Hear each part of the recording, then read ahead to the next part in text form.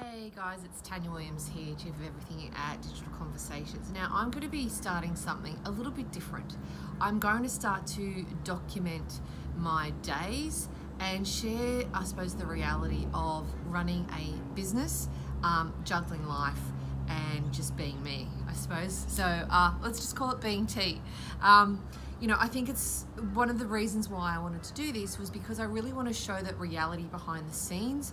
I think too often people think running a business, they see one side of it and they might see me sitting by that pool at lunchtime on Friday, or doing out and about doing all this glamorous stuff. And the reality is that you don't see the other side of all that hard work and blood, sweat and tears that allows me to do those sorts of things. So I think it's really important that anyone that's in business or going into business needs to be realistic about their expectations of what that's going to look like.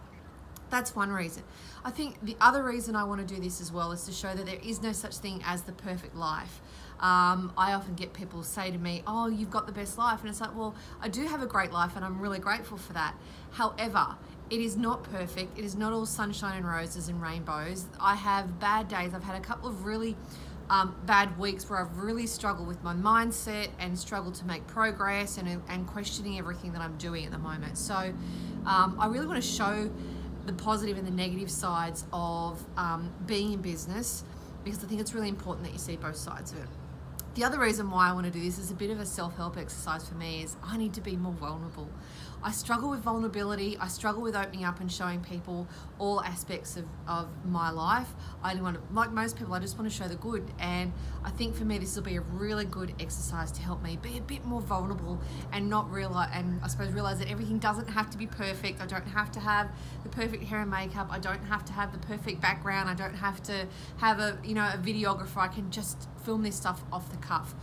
So I'm not really quite sure where this is going to take me. I have been inspired by a few people. One of those is Sel Watts, who's in New York and documenting her days and sharing her journey, which I just think is absolutely amazing and inspiring. Gary Vee talks about this stuff all the time. There's other people that I'm watching and I'm consuming a lot of stuff that talks about just documenting content and just putting out there what life is actually all about. So I want to keep these videos nice and short.